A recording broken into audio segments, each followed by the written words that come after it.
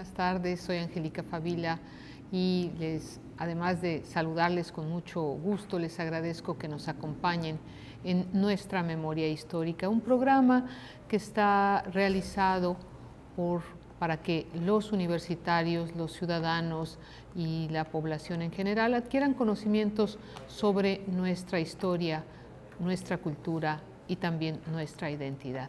Nuestra Memoria Histórica es una coproducción entre TV UJAT y el Archivo Histórico de nuestra institución.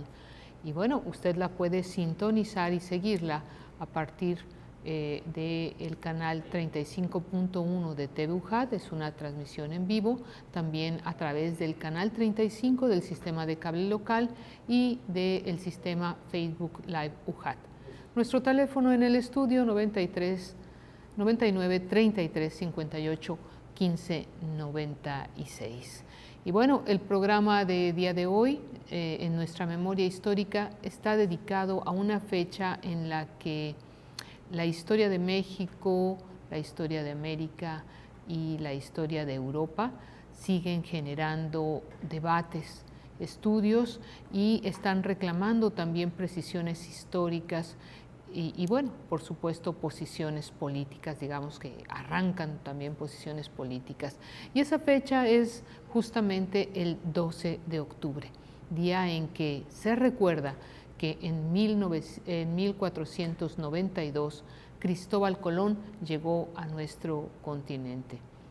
Y en virtud de que esta fecha se cumple en unos cuantos días, tenemos como invitados a 3 historiadores para reflexionar y analizar este tema.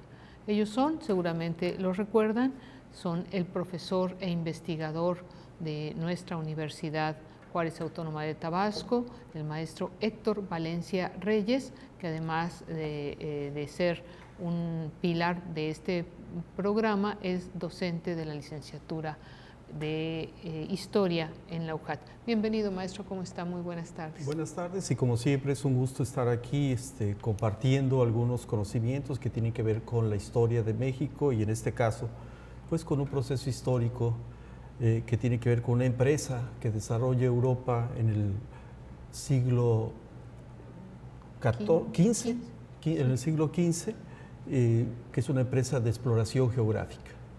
Y del cual vamos a abundar en un momento más, también con el apoyo, con los conocimientos, la visión de la licenciada Laura Viridiana Díaz Rodríguez, quien es restauradora del Archivo Histórico de nuestra universidad. ¿Cómo está, licenciada? Muy buenas tardes, Viri. ¿Cómo estás? Muchas gracias por estar con nosotros en este nuevo programa y bienvenido también al compañero Prisciliano. Que es él justamente nuestro tercer invitado, el licenciado José Prisciliano, quien nos ha visitado en variadas ocasiones a compartir sus conocimientos, doctor José Prisciliano Hernández, que es colaborador también importante del archivo universitario y por supuesto uno de los colaboradores también favoritos de Nuestra Memoria Histórica. Muy bienvenido seas, Prisciliano, ¿cómo estás? Doctora, muchísimas gracias. Aquí estamos de nueva cuenta para igual compartir con nuestra audiencia los conocimientos en torno a este tema del día de hoy. Correcto, pues vamos a iniciar porque frecuentemente se nos quedan preguntas en el tintero por los temas tan diversos y tan polémicos que a veces tenemos que abordar, y digo polémicos porque este programa nos ha ayudado a ver la historia desde otra perspectiva, conocer los hechos desde otras ópticas y esto, bueno, creo que es siempre muy enriquecedor. Así que, bueno, iniciemos, maestro Héctor.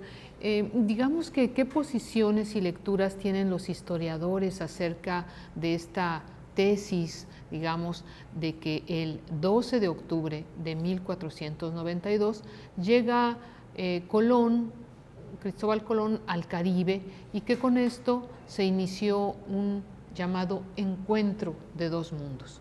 Bueno, lo primero que hay que decir es que esa frase fue acuñada en la década de los 80 por los presidentes de varias repúblicas latinoamericanas para conmemorar lo que ellos llamaron los 500 años del encuentro de dos mundos. Sí.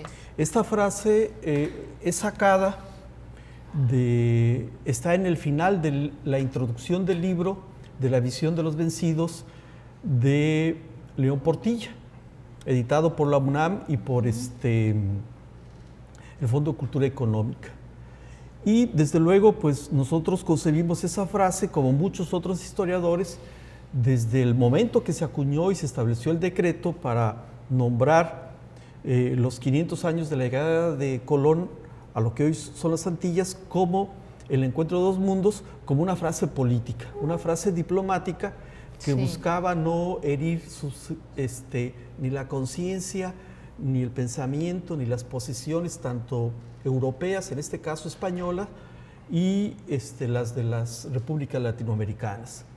Claro. Y los historiadores han desde entonces construido un sinnúmero de argumentos, de tesis, de posicionamientos sobre esta frase.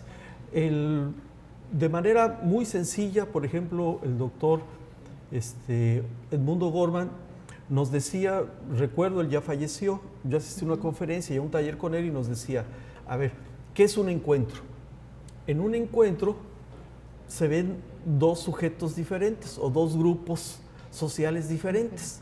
Al verse se reconocen, se saludan, se identifican como diferentes en un contexto muy específico, en un espacio muy específico, reconocen si tienen el mismo lenguaje, reconocen si tienen lenguajes diferentes, etc.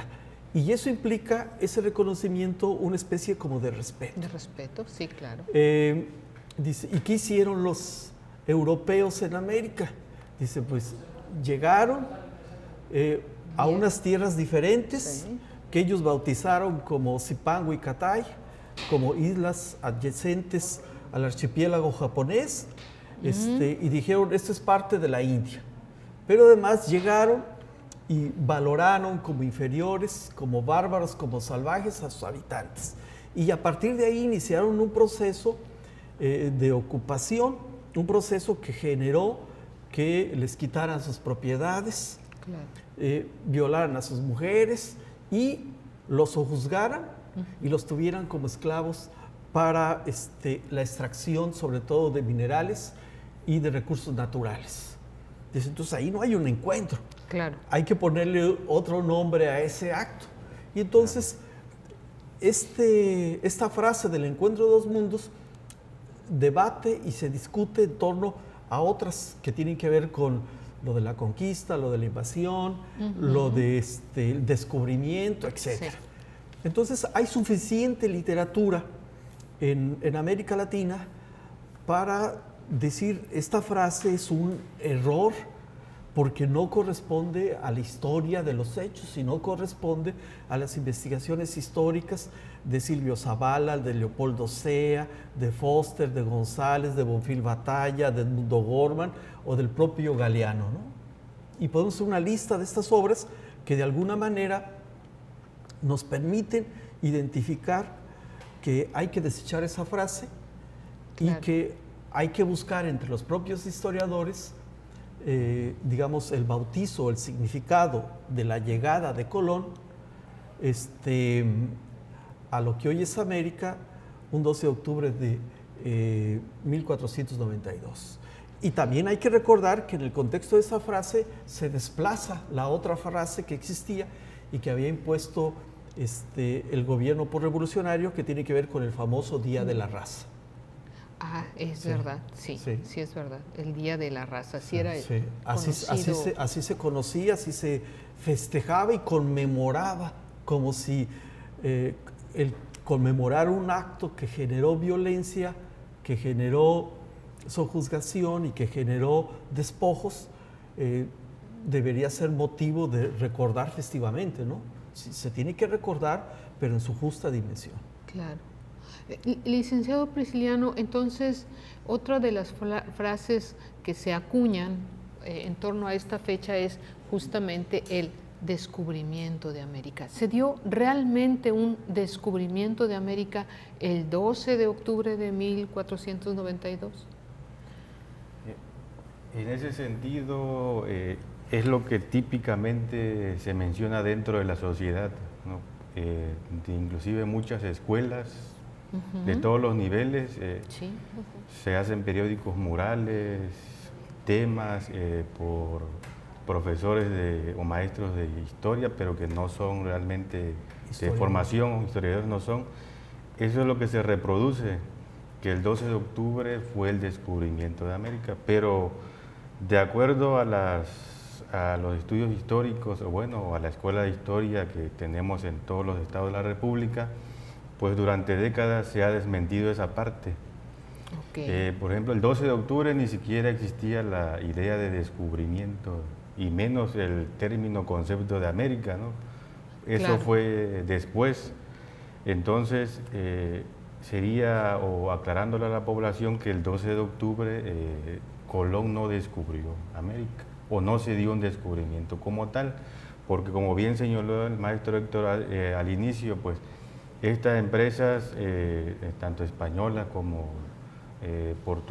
la portugués, tenían esos derechos, o tenían ese objetivo de aventurarse a buscar otro espacio, otras rutas marítimas, ¿verdad? En este caso Portugal, pues por toda la parte de África, tenía la empresa de esclavos de África, pero más España con Colón se aventura, ¿no?, a buscar esa otra ruta comercial, y al llegar a este espacio Colón, ¿verdad?, de más de 2 meses de navegación, definitivamente él no se da cuenta que llega a un nuevo espacio, que se trataba de un nuevo mundo, como lo señala O'Gorman o Enrique Semo.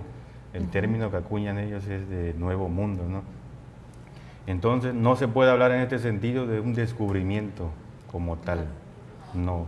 Lo que sí se puede hablar es que a partir de ese 12 de octubre de 1492 es que inicia o va a iniciar un proceso en donde todas las entidades que habían aquí, o todos los pueblos originarios, van a tener una serie de decadencias en todos los sentidos, en el sentido religioso, en el sentido de salud, en el sentido de política, bueno, en todos los aspectos, ¿no? Ellos van a tener un declive. ¿Por qué? Porque a partir de esa fecha, a pesar de que todavía no se descubre que es un nuevo mundo, pues ellos van a traer, ¿qué cosa? Pues distintas enfermedades, ¿no? Que ya existían durante años en Europa. Sí. Van a imponer ellos las religiones, van a imponer ellos su cuestión de leyes o de sus autoridades españolas, que va a llegar aquí en América. Va a desatar todo un proceso, aún todavía no descubriéndose que se trata de un nuevo mundo, porque eso va a pasar después. Eso va a ocurrir en la primera década del siglo XVI.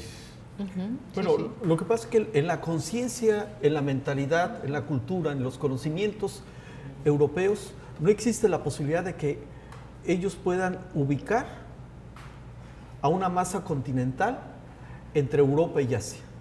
Es decir, ellos no tienen, y ellos conocían desde Ptolomeo toda la cosmografía, y en la cosmografía europea no existe la conciencia de la posibilidad de la existencia de un continente diferente.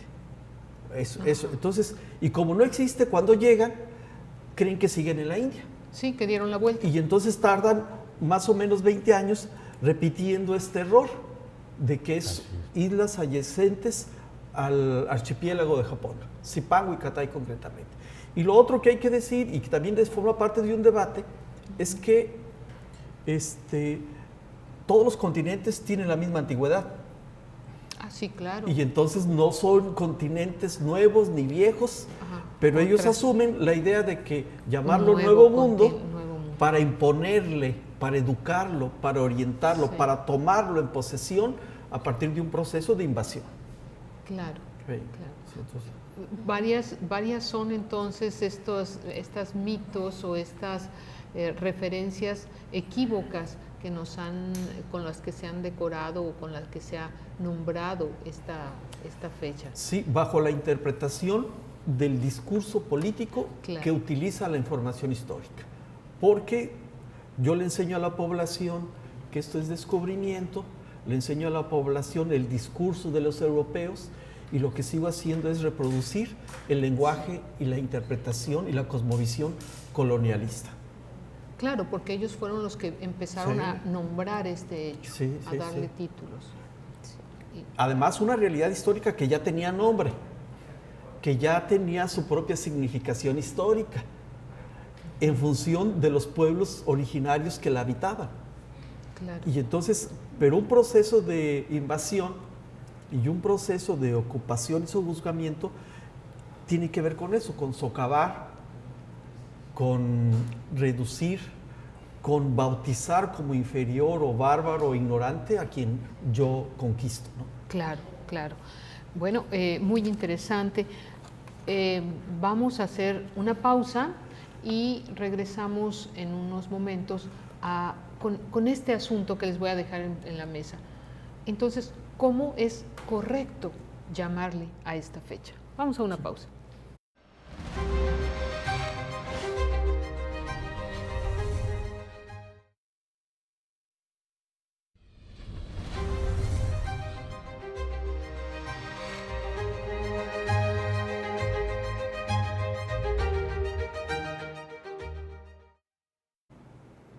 Estamos de regreso en nuestra memoria histórica, haciendo un recorrido, reflexión y tratando de entender de una nueva manera esta fecha, 12 de octubre de 1492.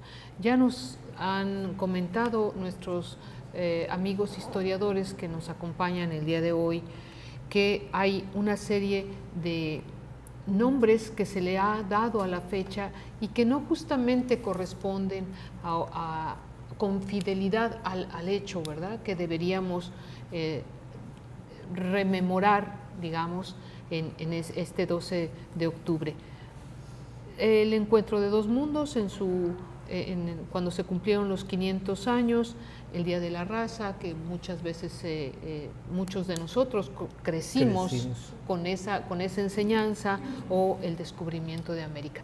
¿Cómo sería históricamente adecuado llamar a este evento, maestro? Bueno, no sé si puedo compartir algo. Sí, claro. Justo que estábamos hablando en este corto, hay que hacer una aclaración entre señalar los hechos históricos, es decir, lo que ocurrió en un tiempo y un espacio determinado, y señalar los sujetos. En este caso, Cristóbal Colón, con la llegada al territorio el 12 de octubre de 1492.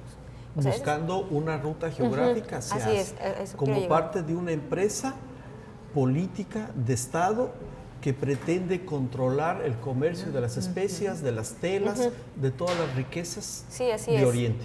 En lo que señala Gorman, así textualmente, es una ruta de comercio entre Europa y Asia. Así es, en ese contexto histórico. Buscando. Así es. ¿Y qué ocurre? Pues él llega a un territorio que incluso en las crónicas que él hace o en las descripciones, él pues empieza a notar que hay como que no se parecen a los lugares que yo conozco, pero nunca dice, esto no es lo que yo estaba buscando. Ya. Entonces, pero él no dice es un descubrimiento.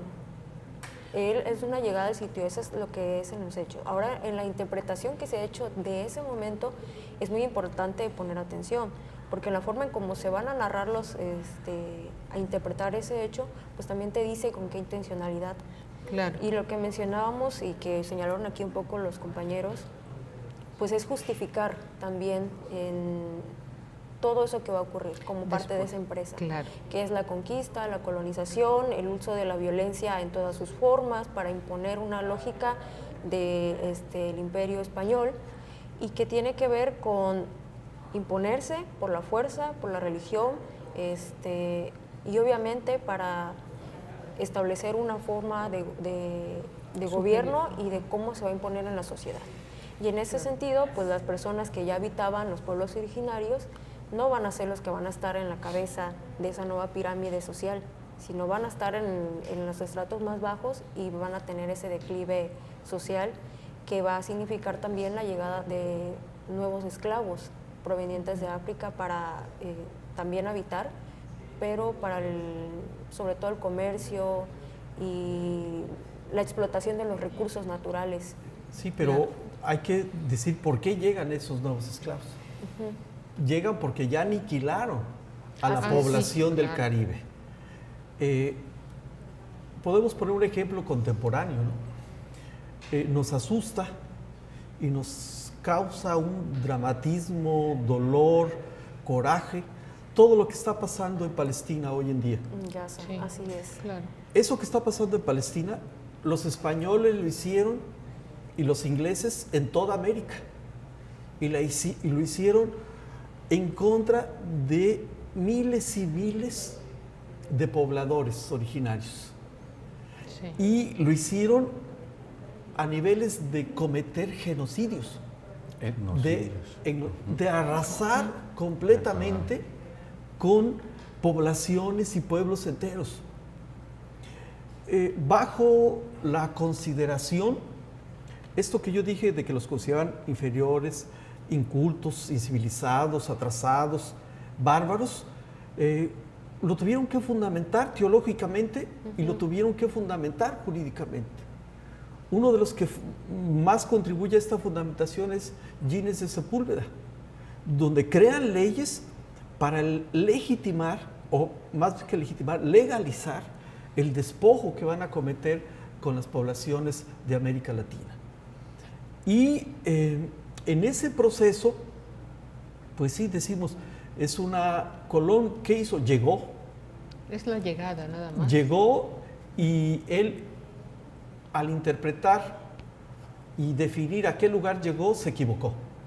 Además. Hasta el tercer viaje, en 1498, dice, viajé al nuevo cielo y nuevo mundo, que hasta entonces estaba oculto. Esa es una frase textual de su diario de viaje. Y en 1502, en el cuarto viaje, dice, en torno a las tierras a las que llegó, ahí en la comarca es el paraíso terrenal. Y se mete en una bronca teológica en Europa. Sí, porque al decir que el paraíso terrenal, entonces no son ni tan ignorantes, ni tan atrasados, ni bárbaros, sino que están en su sentido puro. Entonces, y ellos ya pasaron teológicamente a una vida terrenal por el pecado, según la Biblia, etc. Entonces, nosotros en el campo de la historia podemos decir que existen suficientes libros para, desde que se publica en 1956 La Invención de América del doctor Edmundo Gorman, para precisar que no es posible ni usar el término de día de la raza, ni el término de descubrimiento, ni el término de encuentro, y que el término más ad hoc es una empresa que llega a unas tierras, que bautizan y nombran de manera equívoca, pero a las que invaden. Entonces realizan una invasión. Y con esa invasión empieza un proceso largo y diferente en cada región de conquista, de ocupación por la fuerza y desde luego violento, que pretende destruir, ignorar, marginar toda la cultura de los pueblos originarios e imponer la cultura occidental. Sí. Pero no la cultura occidental en general, la cultura de uno de los pueblos más impugnados por su deficiencia educativa en Europa, como es el pueblo español. Claro. Entonces, en ese sentido, no sé qué piensas tú, Prisciliano, pero yo creo que por ahí hay coincidencias en prácticamente todos los autores y ya hay algunas precisiones, ¿no? Sí, mire, en este sentido, ellos en esta parte van a utilizar toda esa ideología que traen, sobre todo religiosa, ¿no? Sí. Por ejemplo, ellos van a decir de que todas las prácticas que realizan pues son maquinaciones del demonio, cuando aquí ese término pues, no existía, que son idólatras, ese término tampoco existía aquí, y por ejemplo el término tampoco infierno no existía, que más adelante pues van a decir, desde la concepción también europea, a este infierno van a decir que era el Xibalbá, pero tampoco es un No se puede término comparar. europeo. Entonces, con todo eso, ellos van a armar lo que es las famosas guerras justas, van a justificar el por qué van a acabar, tienen que acabar con esa población y decir, bueno, ahora sí, hay que colonizar. Vamos a colonizar una vez que ya los exterminamos de diferentes formas, exterminándolos a través de las armas, por medio de las enfermedades o inclusive separándolos de sus poblaciones. Hay que venir y colonizar o fundar aquí porque aquí ya no hay nadie, no existe nadie. Entonces vienen ellos, ¿no? Y más adelante se van a empezar a formar lo que son los encomenderos. Entonces decir en este momento es que fue un descubrimiento, es que fue un encuentro o es que fue una conquista, pues ya es algo muy equívoco a estas alturas. ¿No? Claro, claro. Y van a legalizar el proceso, le van a pedir al Papa Alejandro XVI, el Papa Borgia, que emita una bula en la cual les da derecho de posesión de las tierras que encuentren hacia el occidente a determinado meridiano, con el objetivo de que los lleven el catolicismo Así es, y los evangelicen.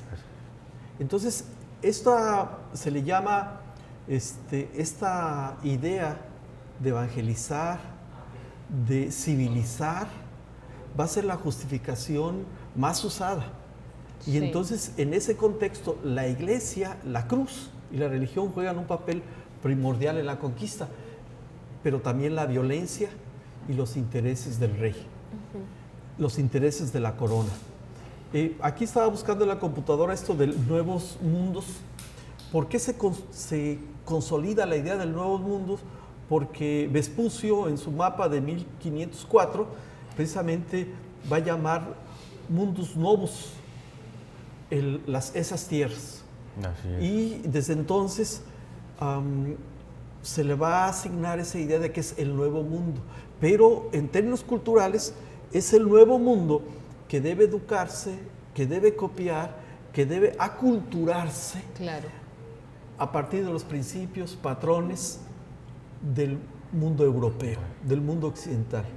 Y eso va a significar un cataclismo, en el caso de Mesoamérica, entre mexicas, tlaxcaltecas, zempoaltecas, chontales, mayas, zapotecos, mixtecos, tarascos, etc. Porque le van a decir tu vida, tu religión, los significados que tú le das a todo tu cosmovisión del mundo no sirven. Exacto. Entonces tienes que renunciar a ellos o someterte a todas las formas brutales, sadomasoquistas que impuso la Inquisición para que los pueblos originarios pudieran estar bajo la tutela española. Y hay autores que intentan explorar este asunto de que crearon leyes y luego crean las repúblicas de indios o las congregaciones. Los reductos de indios también. Las congregaciones indígenas después de 1547, en el caso de lo que hoy es México, o lo que era la Nueva España, porque se dieron cuenta de que los estaban matando en el trabajo. Reducen la encomienda pues porque estaban eliminando a la población. Y después, ¿quién les va a trabajar, no? Enrique Semo, en su historia del capitalismo en México, dice, a ese proceso se le llama expoliación económica. ¿Cómo van a establecer leyes, formas, etcétera, de poderlos explotar sin matarlos y a largo plazo? Una de ellas es el tributo. Es decir, tú vives en tus pueblos, tú te autogobiernas, pero me tienes que pagar tributo en especie. Claro, sí. Entonces, digamos que hay un acuerdo, hay una confluencia de opiniones para reconocer que históricamente hay una invasión. Es un proceso de invasión que inicia a partir de la llegada de Colón y que además se continúa con un etnocidio para después dar lugar a la conquista. Esto es algo recurrente, estas versiones son coincidentes entre los historiadores de oficio. Sí, algunos lo van a ver desde diferentes perspectivas históricas. pero en el fondo sí, o sea, porque existen también las evidencias que muestran Exacto. eso. Ajá. Sí. Aquí mencionaba el maestro las bulas alejandrinas, Sí. es decir, Colón llega en octubre de 1492 y para el 1493 ya estaban emitiendo las bulas, es decir, ya se estaba formalizando en documentos oficiales, en todo, cómo vamos a repartir estos terrenos, este territorio. Sí. Y repartir el territorio pues también implica repartir todo lo que en él hay, todo lo que existe y lo que se puede hallar en el proceso. Y un año después están los tratados de Tordesillas. Es también definir esto es del reino de Castilla, de la corona de Castilla, y esto es para Portugal. ¿Y qué le queda a Castilla? Pues todo, prácticamente gran parte del continente, lo que es la masa continental de América. Y con ello pues es formalizar desde ese 1 año y 2 años después. Y quien quiera negar eso y decir no era una invasión, entonces ¿qué es? Si literalmente tú ya estás viendo este sitio, ya detectaste que aquí vas a hallar un nuevo lugar donde vas a poder explotar los recursos materiales, hallar su población, en tener otras fuentes de riqueza, en tu lógica es lo nuevo y es tuyo, entonces a partir de allí vas a generar estos mecanismos legales y estos mecanismos de violencia y de control y de dominio para imponerte y tener la administración total de ese vasto territorio. Sí, además, eso se va a constituir en una ley histórica del mundo occidental.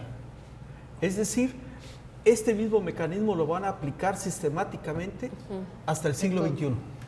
Es decir, yo veo recursos naturales, yo identifico en alguna región del planeta cierto progreso, cierto desarrollo, cierto desajuste político, cierta confrontación, intervengo.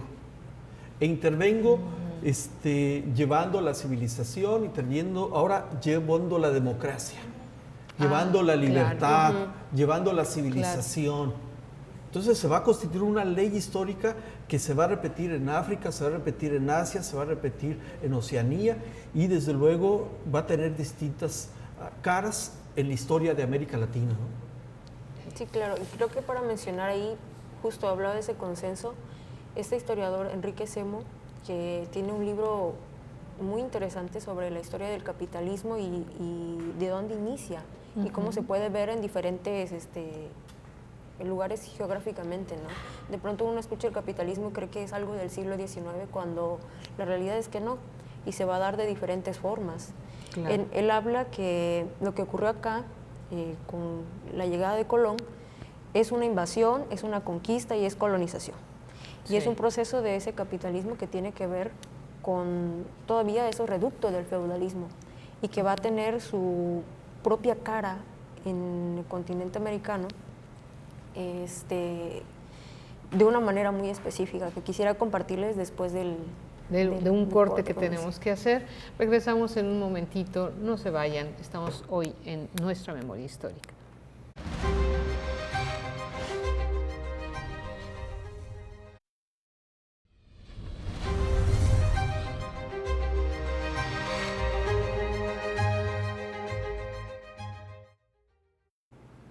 Regresamos a Nuestra Memoria Histórica esta tarde platicando sobre el 12 de octubre de 1492 con las diferentes versiones que las historias nos han contado y tratando de clarificar desde otras perspectivas, digamos, con fundamento realmente histórico, la concepción de esta fecha. Y bueno, como decíamos al principio, esta es una fecha que conmueve o que de alguna manera alude no solo a México, sino a Latinoamérica y Europa, pero particularmente no solamente a los continentes, sino también a los estados, especialmente al de nosotros, el Tabasco, que jugó un papel importante. Licenciado Prisciliano, ¿cómo se da la conquista en Tabasco? ¿Qué pueblos fueron en nuestro territorio colonizados? Bueno, como mencioné que a partir de 1492 Colón llega precisamente a las Antillas. Aquí el español va a poner un pie en 1518, pero en 1519, en la batalla de Centla, del 25 de marzo, es en donde ya va a incursionar aquí en lo que actualmente es Tabasco. Entonces, pero en el momento de la batalla se dice sobre la fundación, ¿no?, que hay una cuestión fundacional ahí, de donde Cortés da espadazos a la ceiba, en el día de Santa María de la Victoria. Sin embargo, Cortés no se queda ahí. Cortés, desde que estaba en Cuba, ¿verdad?, comandado por Diego de Velázquez, el gobernador, su intención era precisamente generar riquezas a través del oro. Entonces, a través de los informantes, le dicen que ese metal precioso pues no lo hay en Tabasco. Entonces se va él hacia lo que hoy conocemos como el altiplano central, ¿no?, donde estaba la cultura mexica. Sin embargo, aquí en 1522 empieza una serie de batallas en lo que va a ser en la parte de los cimatanes entre los chontales y precisamente los españoles. ¿Por qué va a haber una batalla? Porque, como dijimos, el español viene a imponer. Entonces, en el momento de invadir, él viene a imponer nuevas leyes, nuevas costumbres. Entonces, sí, al no haber esa aceptación de parte de los chontales, que era el grupo más que habitaba aquí en la zona, en esta zona de lo que hoy es Tabasco y parte de lo que hoy es Campeche, tienen que aplicar a ellos lo que son las guerras justas, que precisamente estas guerras justas tienen que ver con la cuestión de que si no acepta estas nuevas leyes y la religión, tengo derecho a usar todo el poder para someterte, ¿sí? Entonces, muchos aceptaban, pero después renunciaban a esa religión o a esa imposición que se les hacía. Pero para ello existía la cuestión de la pacificación, que era esto, de que tú aceptaste, pero renunciaste a estas leyes que yo te impuse, entonces va el proceso de pacificación. Así va a continuar todo este proceso en la zona específicamente de la Chontalpa, en el área de Cimatán y por ejemplo en la parte de lo que hoy es Coatzacoalcos. Bueno, menciono todas estas localidades porque anteriormente nuestra región no estaba fraccionada, claro, o dividida como está hoy, exactamente. Entonces eso es una división precisamente que trajeron los europeos.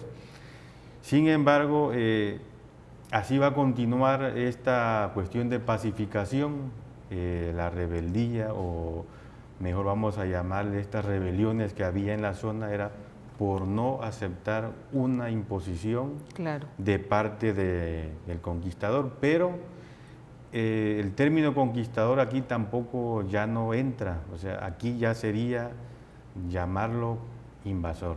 Claro. Entre paréntesis, aquí todavía en el 2019, hasta el 2019, el presidente en su momento, Andrés Manuel, sí, ocupa ya el término de invasor. Y ahorita la actual presidenta también sigue ocupando el término de invasión. Entonces, los pueblos en su rebeldía, ¿qué pueblos estaban en ese momento? Bueno, o sea, muchos. Por ejemplo, en la zona de la Chontalpa, pues Huimango, estaba también la Cunduacán, estaba, por ejemplo, aquí en la región de la Sierra, lo que es Tiapa, que ya son nombres que... Nacajuca, Macuspana, Jonuta, Campeche, en lo que hoy es la parte de Comacán, Pupilco. Exactamente. Todas esas regiones, por ejemplo, Tamulté, las Sabanas también ya estaban. Entonces, no podemos... Digamos, ya estaban, cuando dices ya estaban, tenían asentamientos de chontales, de mayas, náhuatl. Esto está registrado en el mapa o en el censo que hizo Melchor Alfaro de Santa Cruz en su obra de Relaciones Histórico-Geográficas de Tabasco. Hasta también hace mención, por ejemplo, de los chontales de Campeche, que en el libro de Ralph Ray Royce, de los chontales Acalantichel, pues menciona, ¿no? Y va hablando ahí sobre los caciques que hubo, entre ellos Pablo Pax Bolón, ¿no? Ajá. Entonces, en este sentido, el actual Tabasco no acepta precisamente la imposición que traen en las leyes. Aquí se aplica las guerras justas, se implica la pacificación, que el que más va a venir, más aguerrido, va a estar aquí con la cuestión de la pacificación, es Montejo, el padre, el viejo, hijo, el sí. mozo, ¿no? Desde 1529 hasta 1535, que van a estar aquí ellos combatiendo contra los yontales. Ahora, esas guerras justas no tienen nada de justas, de claro, justas. me queda claro. Y esas actos de pacificación son realmente actos de represión, Sí. de coerción, de sujeción. Y lo que ocurre es que encuentran y ubican una estrategia para que la corona no intervenga directamente en el proceso de invasión de las tierras de los pueblos originarios de lo que es Tabasco, a través de darle esa empresa a Montejo, que ya había de alguna manera establecido y construido una hegemonía en la península de Yucatán. Entonces él, su hijo y su nieto logran en un corto periodo de años realmente invadir, ocupar y establecer un proceso de conquista de esos pueblos y volverlos tributarios de la corona española. ¿Por qué sabemos que existían esos pueblos? Porque están en la lista de los pueblos tributarios. Entonces, Okay. sabemos que Cunduacán existía desde la época de lo que llamamos el posclásico, ¿no? Mesoamericano. Claro. Sabemos que Macuspana existía desde esa época, sabemos que Teapa también, que Nacajuca, que Xalpa, ¿no? Que hoy es Xalpa de Méndez, Balancán, y sucesivamente podemos ubicar Atasta, Atasta, Tamulté de las Barrancas y Tamulté de las Sabanas. San Carlos, lo que hoy es San Carlos, Macuspana, ahí hay un grupo muy fuerte que va a representar lo que es el pueblo de Macuspana. Entonces, y también es importante decir que tanto Mario Humberto Ruz como Bartol Amay y Rodolfo Uribe Iniesta y otros autores han podido construir una narrativa que nos permita explicar qué debemos entender por la conquista en Tabasco, diferenciándola de cómo se da en las regiones de lo que es Veracruz, en el centro de la República, etcétera, y sobre todo ubicando que a la corona española le va a convenir de manera extraordinaria que aquí los pueblos tributarios puedan autogobernarse y puedan establecer sus propios ciertos usos y costumbres para que puedan sobrevivir y puedan explotar las materias primas locales. Porque en el viaje a las Cibueras que hace Cortés, descubren todas las maravillas que hay y las abundancias de la naturaleza tabasqueña. Y entonces empieza a gestarse un proceso de saqueo de los recursos naturales que va a continuar hasta el siglo XXI. ¿Por qué? Porque hoy todavía se sigue sacando el petróleo de Tabasco y sus recursos naturales. Así es. Bajo una perspectiva colonialista, en la que estos grupos poblacionales van a terminar empobrecidos, van a terminar marginados y van a terminar en situaciones apenas de sobrevivencia. Y a los que va a haber muy poco acceso de aspectos que tengan que ver con la educación y el bienestar. Eso sí, va a entrar de manera recurrente en sus distintas perspectivas las órdenes religiosas. Sí. Y en cada pueblo se van a crear estos nichos y culturas religiosas a partir del santoral católico, ¿no? El San Isidro Labrador, San José, San Pedro, etcétera, ¿no? Sí, sí, sí.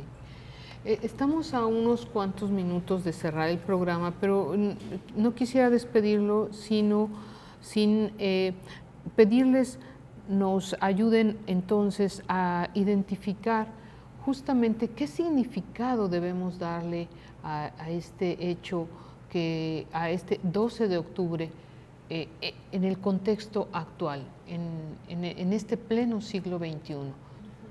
Bueno, para mí significa reflexionar históricamente sobre el hecho y en el proceso de esa reflexión y en función de la información histórica que existe, reconocer que también estamos como en una especie de microprocesos de redescubrimiento, de eso que va a llamar Guillermo Bonfil Batalla el México profundo, el México real, el México que se dio en función de la propia experiencia histórica que tuvieron los pueblos en cada región de este país, en oposición a ese México imaginario, a ese México inventado, en función de los intereses, los criterios, los conceptos, los principios y las definiciones de la cultura occidental. Entonces debemos ser cuidadosos en el sentido de cuando hablamos de los pueblos originarios, de su cultura, y de estos procesos históricos que tienen que ver con la invasión y la conquista, ser cuidadosos y no reproducir cuestiones que tienen que ver con el neocolonialismo. Ser cuidadosos y no reproducir esa visión occidental que generó tantas penurias, tantos dramas y tantos sufrimientos a las poblaciones originarias de América y de México. Sí, porque bueno, a estas alturas no podemos nosotros seguir diciendo que nosotros somos productos de aquel 12 de octubre de 1492. Claro. O seguir reproduciendo de que Tabasco nació con la conquista, ¿no? Entonces, claro, ¿dónde quedan o dónde están los grupos originarios de en ese momento? O sea, que se intentó borrar. Entonces, esta fecha precisamente nosotros tenemos que reflexionar en torno al tema y qué más que bien hacerlo desde los estudios históricos que han habido, todo lo que se dice, toda la teoría que se maneja sobre esta cuestión, ¿no? Para no seguir diciendo o reproduciendo de que fue un encuentro de dos mundos, que fue el descubrimiento, ¿por qué? Porque ya tenemos fundamentos suficientes para decir o aclarar esta situación. Yo creo que, abundando lo que ya señalaron los compañeros, que me parece muy importante, también nos sirve para aprender a leer entre líneas, a cuestionar lo que escuchamos sobre estos grandes eventos que son de carácter nacional y festivos.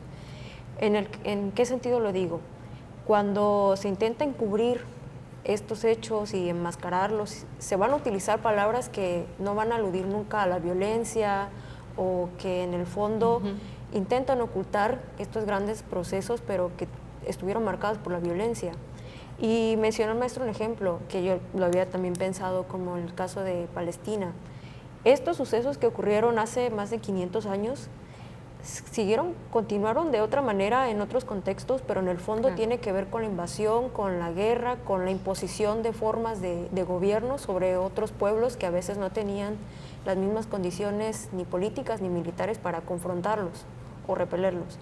Entonces, la historia nos puede servir para mostrarnos cómo en diferentes procesos históricos, en diferentes tiempos, incluso anteriores a nosotros, la gente ha tenido que lidiar con estas formas de actos de violencia que atentan contra la humanidad misma. Entonces, cuando le decimos que hay que leer, que estudiar la historia, no solo para aprender datos y fechas, sino que nos sirve para reflexionar que a veces nuestra existencia, cómo ha estado marcada por estas formas de violencia. Y creo que eso también nos sirve para ir definiendo nuestra propia humanidad.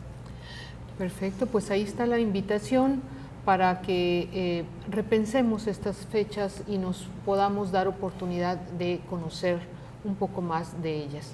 Agradecemos la participación de los licenciados en Historia, Laura Viridiana Díaz Rodríguez, de José Prisciliano Hernández Hernández, colaboradores del archivo, universitario y por supuesto también la participación de nuestro amigo y compañero, el maestro Héctor Valencia Reyes. A ustedes los espero la próxima semana. Que tengan muy buenas tardes. Muchas gracias.